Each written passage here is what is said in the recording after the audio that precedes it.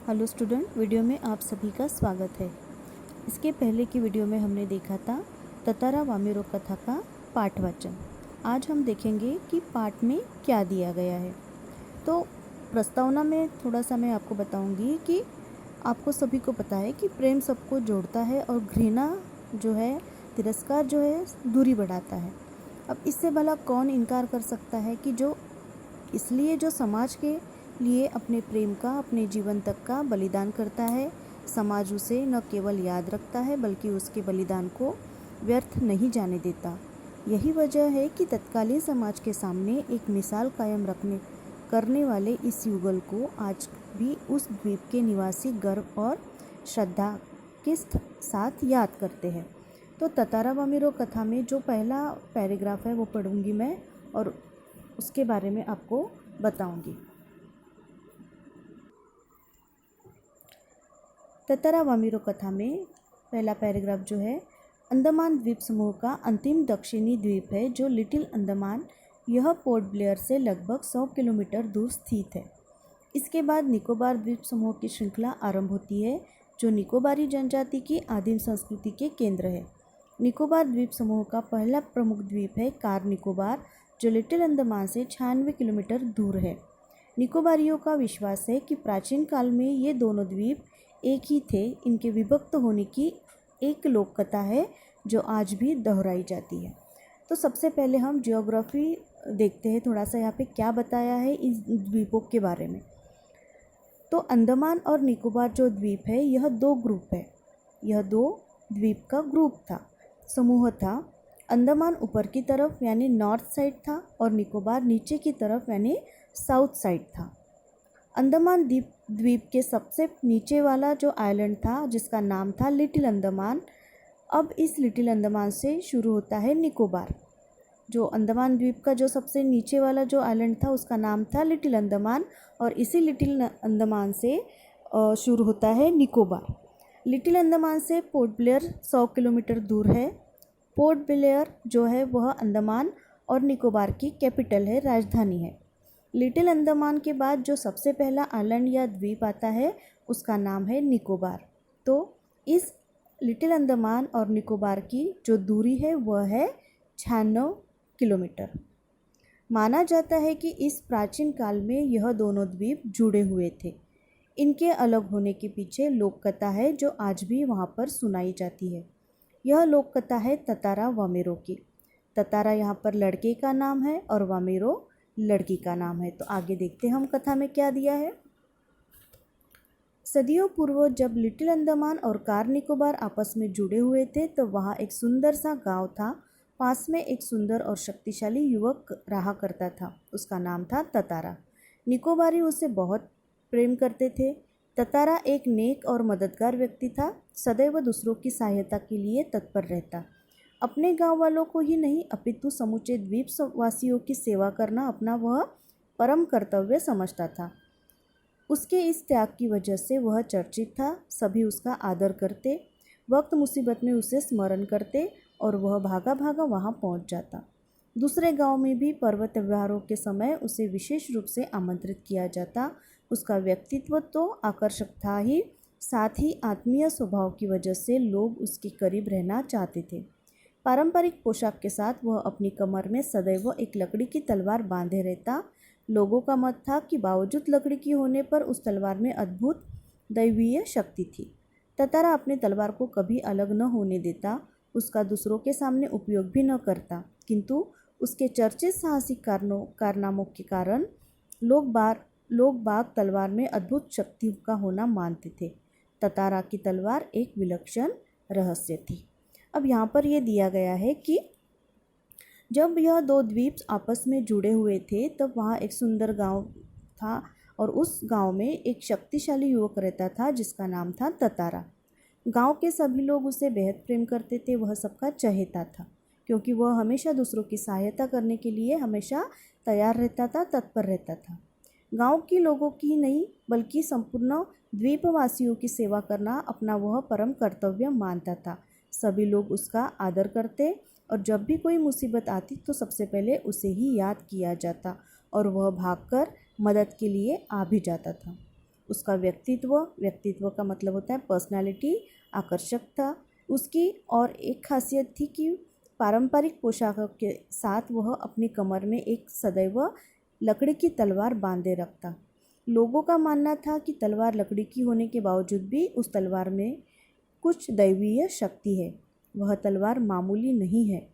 ततारा कभी उसे अपने से अलग नहीं रखता और किसी दूसरे व्यक्ति के सामने भी उसका उपयोग नहीं करता था। लोग उसके साहसिक कारनामों की वजह से उस तलवार को एक अद्भुत शक्तिशाली तलवार मानते थे। वह एक रहस्यमयी तलवार थी। ततारा यहाँ पे सबका प्रिय है। सभी लोग उसे बहुत आदर के साथ सभी लोग उसके साथ बात करते थे। सभी लोगों की वो हमेशा मदद करता था, इसलिए ततारा सभी का प्रिय था। आगे देखते हैं।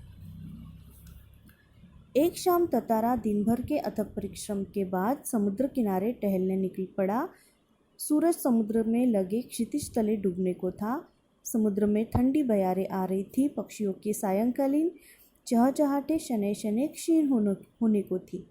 उसका मन शांत था। विचारमग्न ततारा समुद्री बालू पर बैठकर सूरज की अंतिम रंग बिरंगी किरणों को समुद्र पर निहारने लगा। तभी कहीं पास से उसे मधुर गीत गूंजता सुनाई दिया। गीत मानो बहता हुआ उसकी तरफ आ रहा हो। बीच बीच में लहरों का संगीत सुनाई देता। गायन इतना प्रभावी था कि वह अपनी सुध-बुध खोने लगा। लहरों के एक प्रबल वेग से उसकी तंद्रा भंग हो गई।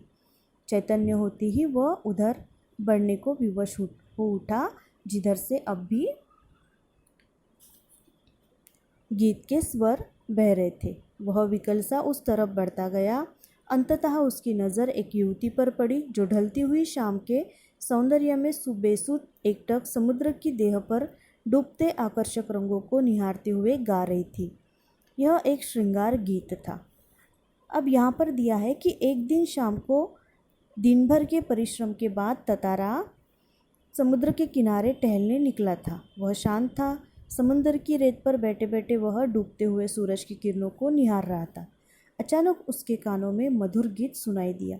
गीत की आवाज़ इतनी सुंदर थी कि वह अपने आप उस आवाज़ की ओर बढ़ता चला गया। आगे जाते ही अचानक उसकी नज़र एक युवती पर पड़ी जो डूबते हुए सूरज की आकर्षक रंगों को निहारे हुए गाना गा रही थी। वह एक श्रृंगार गीत था। आगे देखते हैं। उसे ज्ञात ही नहीं हो सका कि कोई अजनबी युवक उसे निशब्द ताके जा रहा है। एकाएक ऊंची लहर उठी और भी उसे भिगो गई। वह हड़बड़ाहट में गाना भूल गई। इसके पहले कि वह सामान्य हो पाती उसने अपने कानों में गूंजती गंभीर आकर्षक आवाज़ सुनी। तुमने एकाएक इतना मधुर गाना अधूरा क्यों छोड़ दिया? ततारा ने विनम्रतापूर्वक कहा।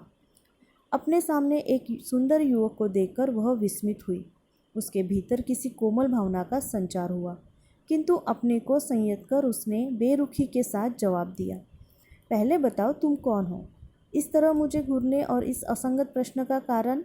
अपने गांव के अलावा किसी और गांव के युवक के प्रश्नों का उत्तर देने को मैं बाध्य नहीं। यह तुम भी जानते हो। ततारा मानो सुध-बुध खोए हुए था। जवाब देने के स्थान पर उसने पुनः अपना प्रश्न दोहराया।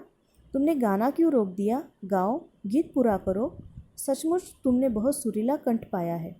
यह तो मेरे प्रश्न का उत्तर न हुआ, युवती ने कहा। सच बताओ तुम कौन हो? लपाती गांव में तुम्हें कभी देखा नहीं। ततारा मानो सम्मोहित था। उसके कानों में युवती की आवाज़ ठीक से पहुंच न सकी। उसने पुनः विनय की। तुमने गाना क्यों रोक दिया? गाओ न। युवती झुंझला उठी। वह कुछ और सोचने लगी। अंततः उसने निश्चयपूर्वक एक बार पुनः लगभग विरोध करते हुए कड़े स्वर में कहा, ढीठता की हद है। मैं जब से परिचय पूछ रही हूँ और तुम बस एक ही राग आलाप कर रहे हो, गीत गाओ। आखिर क्यों? क्या तुम्हें गाँव का नियम नहीं मालूम? इतना बोलकर वह जाने के लिए तेजी से मुड़ी। ततारा को मानो कुछ होश आया। उसे अपनी गलती का एहसास हुआ। वह उसके सामने रास्ता रोककर मानो गिड़गिड़ाने लगा। मुझे माफ़ कर दो। जीवन में पहली बार मैं इस तरह विचलित हुआ हूँ। तुम्हें देखकर मेरी चेतना लुप्त हो गई थी। मैं तुम्हारा रास्ता छोड़ दूंगा। बस अपना नाम बता दो। ततारा ने विवशता में आग्रह किया। उसकी आंखें युवती के चेहरे पर केंद्रित थी। उसके चेहरे पर सच्ची विनय थी। वामीरो, एक रस घोलती आवाज़ उसके कानों में पहुंची। वामीरो, वह कितना सुंदर नाम है। कल भी आओगे न यहाँ? ततारा ने याचना भरे स्वर में कहा। नहीं, शायद कभी नहीं, वामिरो ने अन्यमनस्कतापूर्वक कहा और झटके से लपाती की तरफ बेसुध सी दौड़ पड़ी। पीछे ततारा के वाक्य गूंज रहे थे। वामिरो, मेरा नाम ततारा है। कल मैं इसी चट्टान पर प्रतीक्षा करूँगा, तुम्हारी बाट जोऊंगा, ज़रूर आना।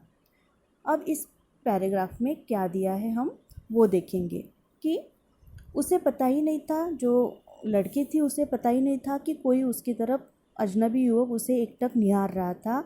एकाएक समुंदर से लहर आकर उसे भिगो गई और उसने कानों में आवाज़ सुनी, तुमने एकाएक इतना मधुर गाना क्यों बंद कर दिया? वह आवाज़ ततारा की थी। अपने सामने सुंदर युवक को देखकर वह आश्चर्यचकित हो गई। उसने ततारा से कहा कि पहले तुम बताओ, तुम कौन हो? मेरे गांव के अलावा किसी दूसरे गांव के युवक को मैं प्रश्न का उत्तर भला क्यों दूं? लेकिन ततारा लगातार उसे वही प्रश्न कर रहा था, उसकी तारीफ कर रहा था। वह लड़की फिर भी ततारा के प्रश्न का उत्तर देने के लिए तैयार नहीं थी। आखिर बार बार प्रश्न करने पर वह चिढ़कर उसने ततारा से कहा, ढिठता की हद होती है। मेरे प्रश्न का उत्तर देने के बजाय एक ही रट लगाए हुए हो, गीत गाओ गीत गाओ।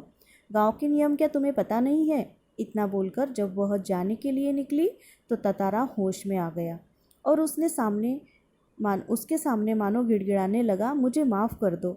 जीवन में मैं पहली बार इस तरह से विचलित हुआ हूँ। विचलित होना, डिस्टर्ब होना। अपना नाम बताओ, मैं तुम्हारा रास्ता छोड़ दूँगा। उस लड़की ने उसे अपना नाम बताया, वामिरो। ततारा ने उसके नाम की तारीफ़ की और पूछा कि कल भी यहाँ आओगी ना? वामिरो ने कहा, नहीं, कभी नहीं। इतना कहकर वह वहाँ से चली गई। वामिरो जाने के बाद ततारा जोर से चिल्लाया और कहने लगा, वामिरो, मेरा नाम ततारा है। कल इसी चट्टान पर मैं तुम्हारी प्रतीक्षा करूँगा, तुम्हारी राह देखूँगा। तो यहाँ आप देख सकते हो कि एक गांव की युवती दूसरे गांव के युवक के साथ बात नहीं कर सकती थी। यह उनके गांव का नियम था। इसलिए वामिरो आसानी से ततारा को जवाब नहीं दे रही थी। अगर ऐसा करती तो वह उसके गांव के नियम के विरुद्ध होता।